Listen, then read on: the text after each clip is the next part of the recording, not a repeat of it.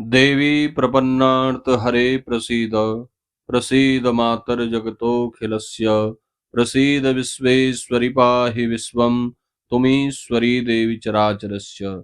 नमस्कार। इस वीडियो में आप श्रवण करेंगे दुर्गा सप्तशती के अध्याय की पवित्र पावनी कथा। चैनल पर नए हैं, चैनल को सब्सक्राइब कर दें।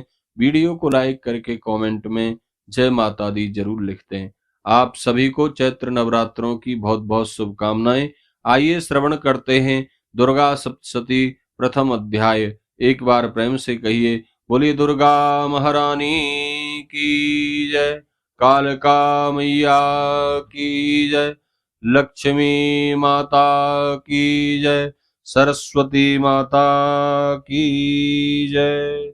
भगवान विष्णु के सो जाने पर मधु कैटभ को मारने के लिए कमल जन्मा ब्रह्मा जी ने जिसका स्तवन किया था, उन महाकाली देवी का मैं स्तवन करता हूँ। वे अपने 10 हाथों में खड़ग, चक्र, गदा, बाण, धनुष, परिग, शूल और भुसुंडी, मस्तक और शंख धारण करती हैं। उनके 3 नेत्र हैं। वे समस्त अंगों में दिव्य आभूषणों से सुशोभित हैं। उनके शरीर की कांति नीलमणि के समान है तथा वे 10 मुखों और 10 पैरों से युक्त हैं। मार्कंडे जी बोले, सूर्य के पुत्र सावर्णी जो 8वें मनु कहे जाते हैं, अब उनकी उत्पत्ति की कथा विस्तार पूर्वक कहता हूँ, ध्यान लगाकर सुनो।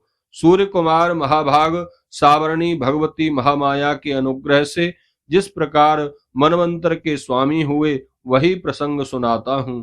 पूर्व काल की बात है। स्वरोचिष मनवंतर में राजा सुरथ ने, जो कि चैत्र वंश में उत्पन्न हुए थे, उनका समस्त भूमंडल पर अधिकार था। वे प्रजा का अपने पुत्रों की भांति धर्म पूर्वक पालन करते थे। तो भी उस समय कौला विध्वंसी नाम के क्षत्रिय उनके शत्रु हो गए। राजा सुरथ की दंड नीति बड़ी प्रबल थी। उनका शत्रुओं के साथ संग्राम हुआ। कौला विध्वंसी संख्या में कम थे, तो भी राजा सुरथ युद्ध में उनसे परास्त हो गए। तब वे युद्ध भूमि से अपने नगर को लौट आए और केवल अपने देश के राजा होकर रहने लगे। किंतु वहां भी उन प्रबल शत्रुओं ने उस समय महाभाग राजा सुरथ पर आक्रमण कर दिया। राजा का बल कम हो चुका था, इसलिए उनके दुष्ट बलवान एवं दुरात्मा मंत्रियों ने वहां उनकी राजधानी में भी राजकीय सेना और खजाने को छीन लिया था। सुरथ का प्रभुत्व नष्ट हो चुका था, इसलिए वे शिकार खेलने के बहाने घोड़े पर सवार हो वहां से अकेले ही एक घने वन में चले गए। वहां उन्होंने मेधा मुनि का आश्रम देखा, जहां बहुत से हिंसक जीव अपनी स्वाभाविक हिंसा प्रवृत्ति को छोड़कर परम शांत भाव से रहते थे। मुनि के बहुत से शिष्य उस वन की शोभा बढ़ा रहे थे। वहां जाने पर मुनि ने उनका सत्कार किया और वे उन मुनि श्रेष्ठ के आश्रम पर इधर उधर विचरते हुए कुछ समय तक रहे। फिर ममता के वशीभूत होकर वहां इस प्रकार चिंता करने लगे, पूर्व काल में मेरे पूर्वजों ने जिनका पालन किया था, वही नगर आज मुझसे रहित है। पता नहीं मेरे दुराचारी भृत्यगण उसकी धर्म पूर्वक रक्षा करते हैं या नहीं। जो सदा मद की वर्षा करने वाला और सूरवीर था, वह मेरा प्रधान हाथी अब शत्रुओं के अधीन होकर ना जाने किन भोगों को भोगता होगा। जो लोग मेरी कृपा, धन और भोजन पाने से सदा मेरे पीछे पीछे चलते थे, वे निश्चय ही अब दूसरे राजाओं का अनुसरण करते होंगे। उन अपव्ययी लोगों के द्वारा सदा खर्च होते रहने के कारण अत्यंत कष्ट से इकट्ठा किया हुआ मेरा वह खजाना खाली हो जाएगा। इस प्रकार से तथा और भी कई बातें राजा सुरथ निरंतर सोच रहे थे। एक दिन उन्होंने वहां मेधा ऋषि के आश्रम के निकट एक वैश्य को देखा और उससे पूछा, भाई तुम कौन हो? तुम्हारे यहाँ आने का क्या कारण है? तुम क्यों शोकग्रस्त हो, खिन्न चित दिखाई देते हो? राजा सुरथ का यह प्रेम पूर्वक कहा हुआ वचन सुनकर वैश्य ने विनीत भाव से उन्हें प्रणाम करके कहा। वैश्य बोला, राजन, मैं धनकों के कुल में उत्पन्न एक वैश्य हूँ। मेरा नाम समाधि है। मेरे दुष्ट स्त्री पुत्रों ने धन के लोभ से मुझे घर से बाहर निकाल दिया है। मैं इस समय धन, स्त्री और पुत्रों से विहीन हूँ। मेरे विश्वसनीय बंधुओं ने मेरा ही धन लेकर मुझे दूर कर दिया है, इसलिए दुखी होकर मैं वन में चला आया हूँ। यहाँ रहकर मैं इस बात को नहीं जानता कि मेरे पुत्रों की, स्त्री की, स्वजनों की कुशल है या नहीं। इस समय घर में वे कुशल से रहते हैं अथवा उन्हें कोई कष्ट है। वे मेरे पुत्र कैसे हैं? क्या वे सदाचारी हैं अथवा दुराचारी हो गए हैं? राजा ने पूछा, जिन लोभी स्त्री पुत्र आदि ने धन के कारण तुम्हें घर से निकाल दिया, उनके प्रति तुम्हारे चित्त में इतना स्नेह क्यों है? वैश्य बोला, आप मेरे विषय में जो कहते हैं वह सब ठीक है, किंतु क्या करूं? मेरा मन निष्ठुरता धारण नहीं करता। जिन्होंने धन के लोभ में पड़कर पिता के प्रति स्नेह, पति के प्रति प्रेम तथा आत्मीय जनों के प्रति अनुराग को तिलांजलि दे मुझे घर से निकाल दिया है, उन्हीं के प्रति मेरे हृदय में इतना स्नेह है। हे महामते, गुणहीन बंधुओं के प्रति भी जो मेरा चित्त इस प्रकार प्रेम मग्न हो रहा है, यह क्या है? इस बात को मैं जानकर अत्यंत दुखित हो रहा हूँ। उन लोगों में मेरे प्रति प्रेम का सर्वथा अभाव है, तो भी उनके लिए मेरा मन निष्ठुर नहीं हो पाता। इसके लिए क्या करूं? मार्कंडेय जी बोले, ब्राह्मण, तदंतर राजाओं में श्रेष्ठ सुरथ और वह समाधि नामक वैश्य दोनों साथ साथ मेधा मुनि की सेवा में उपस्थित हुए और उनके साथ यथा योग्य न्याय अनुकूल विनय पूर्वक व्यवहार करके बैठे। तत्पश्चात वैश्य और राजा ने वार्तालाप आरंभ किया। राजा ने कहा, भगवान, मैं आपसे एक बात पूछना चाहता हूँ, उसे बताइए। मेरा चित्त अपने अधीन न होने के कारण वह बात मेरे मन को बहुत दुख देती है। जो राज्य मेरे हाथ से चला गया है, उसमें और उसके संपूर्ण अंगों में मेरी ममता बनी हुई है। हे मुनिश्रेष्ठ, यह जानते हुए भी कि वह अब मेरा नहीं है, अज्ञानी की भांति मुझे उसके लिए दुख होता है। यह क्या है? इधर यह वैश्य भी घर से अपमानित होकर आया है। इसके पुत्र, स्त्री और नौकरों ने इसे छोड़ दिया है।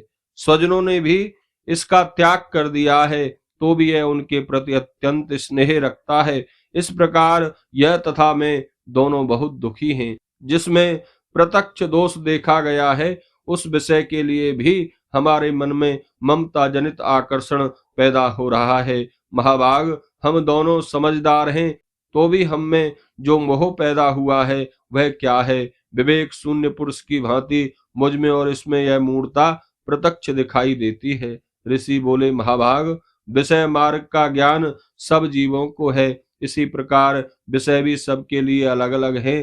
कुछ प्राणी दिन में नहीं देखते और दूसरे रात में नहीं देखते, तथा कुछ ऐसे हैं दिन और रात्रि में भी समान रूप से ही देखते हैं। यह ठीक है कि मनुष्य समझदार होते हैं, किंतु केवल वे ही ऐसा नहीं होते। पशु, पक्षी और मृग आदि सभी प्राणी समझदार होते हैं। मनुष्यों की समझ भी वैसी ही होती है जैसी उन मृग और पक्षियों की होती है। जैसी मनुष्य की समझ होती है, वैसी ही उन पक्षी आदि की होती है। यह तथा अन्य बातें भी प्राय दोनों में समान ही हैं।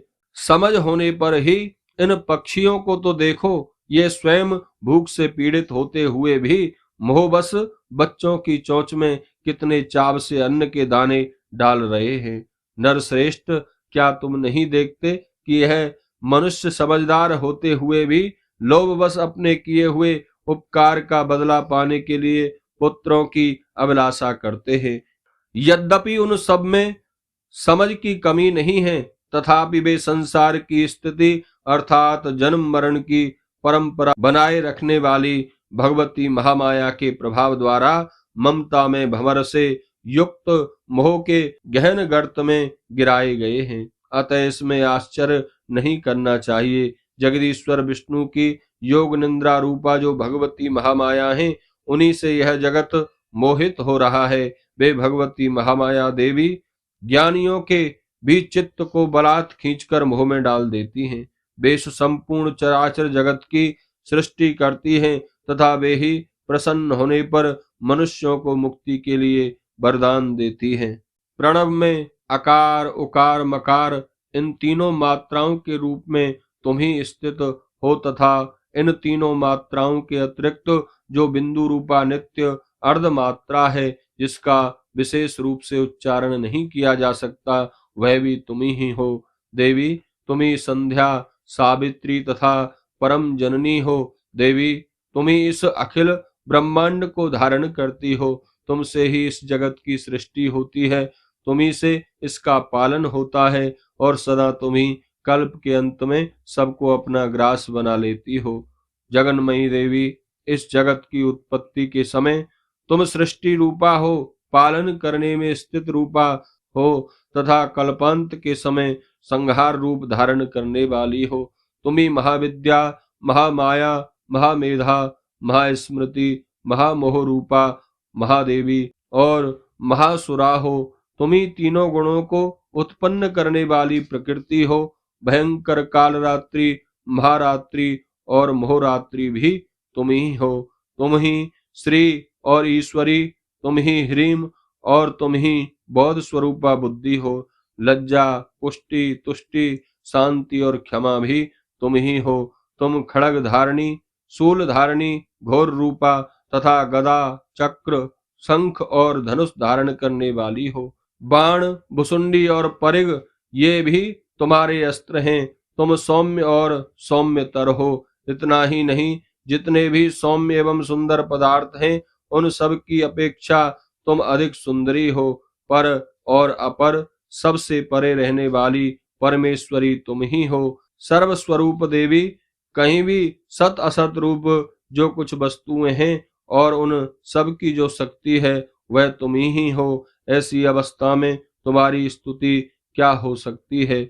जो इस जगत की सृष्टि, पालन और संहार करते हैं, उन भगवान को भी जब तुमने निद्रा के अधीन कर दिया है, तब तुम्हारी स्तुति करने में यहाँ कौन समर्थ हो सकता है। मुझको, भगवान शंकर को तथा भगवान विष्णु को भी तुमने ही शरीर रूप में धारण कराया है, अतः तुम्हारी स्तुति करने की शक्ति किसमें है। देवी, तुम तो अपने इन कृपालु प्रभावों से ही प्रशंसा के योग्य हो। ये जो दोनों दुर्धर असुर मधु और केटव हैं, उनको मोह में डाल दो और जगदीश्वर भगवान विष्णु को शीघ्र जगा दो। साथ ही इनके भीतर इन दोनों महान असुरों को मार डालने की बुद्धि उत्पन्न कर दो। ऋषि कहते हैं, राजन, जब ब्रह्मा जी ने वहां मधु और केटव को मारने के उद्देश्य से भगवान विष्णु को जगाने के लिए तमोगुण की अधिष्ठात्री देवी योग निंद्रा की इस प्रकार स्तुति की, तब वे भगवान के नेत्र, मुख, नासिका, बाहु, हृदय और वक्षस्थल से निकलकर अव्यक्त जन्मा ब्रह्मा जी की दृष्टि के समक्ष खड़ी हो गईं। योग निद्रा से मुक्त होने पर जगत के स्वामी भगवान जनार्दन उस एकार्णव जल में शेषनाग की सैया से जाग उठे। फिर उन्होंने उन दोनों असुरों को देखा। वे दुरात्मा मधु और केटव अत्यंत बलवान तथा पराक्रमी थे और क्रोध से लाल आंखें किए ब्रह्मा जी को खा जाने के लिए उद्योग कर रहे थे। तब भगवान श्री हरि ने उठकर उन दोनों के साथ 5000 वर्षों तक केवल बाहु युद्ध किया। वे दोनों भी अत्यंत बल के कारण उन्मत्त हो रहे थे। इधर महामाया ने भी उन्हें मुंह में डाल रखा था, इसलिए वे भगवान विष्णु से कहने लगे, हम तुम्हारी वीरता से संतुष्ट हैं, तुम हमसे कोई वर मांगो। श्री भगवान बोले, यदि तुम दोनों मुझ पर प्रसन्न हो तो अब मेरे हाथ से मारे जाओ। बस इतना सा ही मैंने वर मांगा है, यहाँ अन्य किसी वर से क्या लेना है। इस प्रकार चले जाने पर जब उन्होंने संपूर्ण जगत में जल ही जल देखा, तब कमल नयन भगवान से कहा, जहाँ पृथ्वी जल में डूबी ना हो, जहाँ सूखा स्थान हो, वहीं हमारा वध करो। भगवान बोले, तथास्तु। ऋषि बोले, तब तथास्तु कहकर शंख, चक्र और गदा धारण करने वाले उन दोनों के मस्तक अपनी जंघा पर रखकर चक्र से काट डाले। इस प्रकार ये देवी महामाया ब्रह्मा जी की स्तुति करने पर स्वयं प्रकट हुई थीं। अब तुमसे उनके प्रभाव का पुनः वर्णन करता हूँ। बोलिए विष्णु भगवान की जय, दुर्गा महारानी की जय।